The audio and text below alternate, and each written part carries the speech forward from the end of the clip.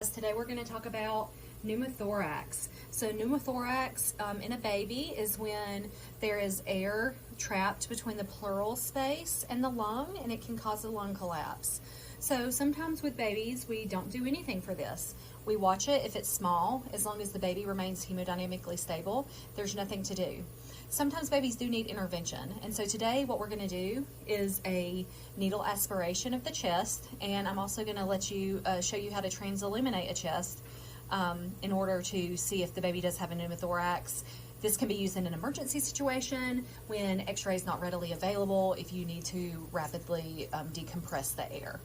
So in order to transilluminate for a pneumothorax in a baby, you're going to take a transilluminator. You're going to want the lights to be off. You're going to put the transilluminator on the side of the baby that you're concerned about there's a pneumothorax. See how the chest is lit up? Oh, there's a good. How the chest is lit up around the area. This does show that the baby has a pneumothorax, and if the baby is rapidly decompensating, you might need to put a chest tube in. Just to kind of show you what it looks like when there's not one. It doesn't transilluminate as well. So basically you're going to see air if the baby has a pneumothorax. Okay? So what do we want to do in that situation where your baby is decompensating and you need to be able to rapidly get the air, evacuate the air? You always are going to want to have a transilluminate needle aspiration kit with you. This is on any baby that's going to be high risk for pneumothoraces. In that kit, you're going to want to have a butterfly, syringes so you can evacuate the air, a stopcock, and then a tegaderm, something to clean with, like betadine, and there's my stopcock. Okay, so what we are going to do is, if the baby's heart rate's dropping, the baby is in severe respiratory distress, you don't have time to get the chest tubes set up. You transilluminate. You say, oh my gosh, the right side has a pneumothorax. I need to get rid of that air. You're going to take your betadine. You're going to clean the area. You can position the baby flat and with the head of the bed slightly elevated. And you're going to want to count down 2 intercostal spaces, mid-clavicular line. So about right here. You take your syringe,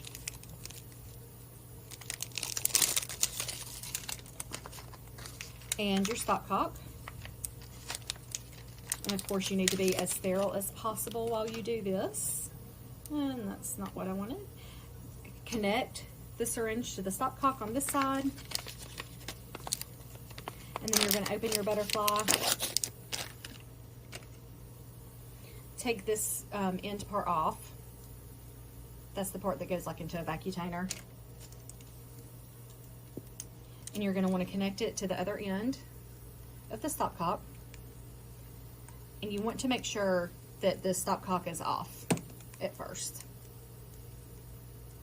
Okay, so we have our setup done. This top needs to be on. It fell off. So this is our setup. Okay. Count down, mid-clavicular line, 2 intercostal spaces. Clean. Let it dry. You're going to take the needle, and at a 90-degree angle, you're going to want to insert. Open the stopcock, and you withdraw the air. If the syringe fills up, make sure you turn it off to the baby to release the air. Then turn it back to where it's open and pull until you feel a little bit of resistance with the needle or with the syringe. Turn it off. You're going to want to have a 4x4 or a 2x2. So we're going to pretend that this is one. Pop the needle out, pop the needle, make sure you keep your hand over the site, and then put a tegaderm over it. You'll need to then assess your baby to see if the work of breathing has improved or if the baby is continuing to have desaturations and could possibly need a chest tube. A lot of times these babies do need chest tubes afterwards, and this is something to just get you through the procedure until you're able to get all the equipment set up to put a chest tube in.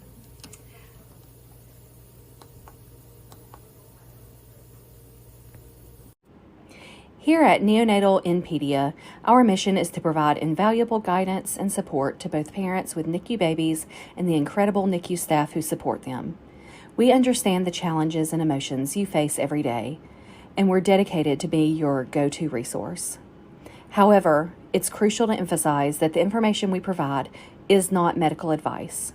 While we strive to offer accurate and evidence-based insights, every baby and every situation is unique.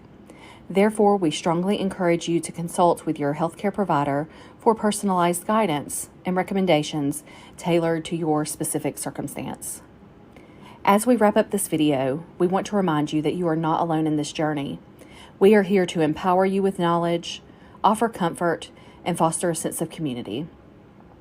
Together, we can navigate the complexities of neonatal care, and together we can provide the best possible care for these precious little ones. Please remember to like, subscribe, and hit that notification bell so you won't miss any of our future content. Your engagement fuels our commitment to create more videos that matter. Thank you again for joining us on Neonatal Inpedia, and we look forward to being a part of your ongoing journey. Until next time, take care, stay strong, and know that you are making a world of difference in the life of your NICU baby.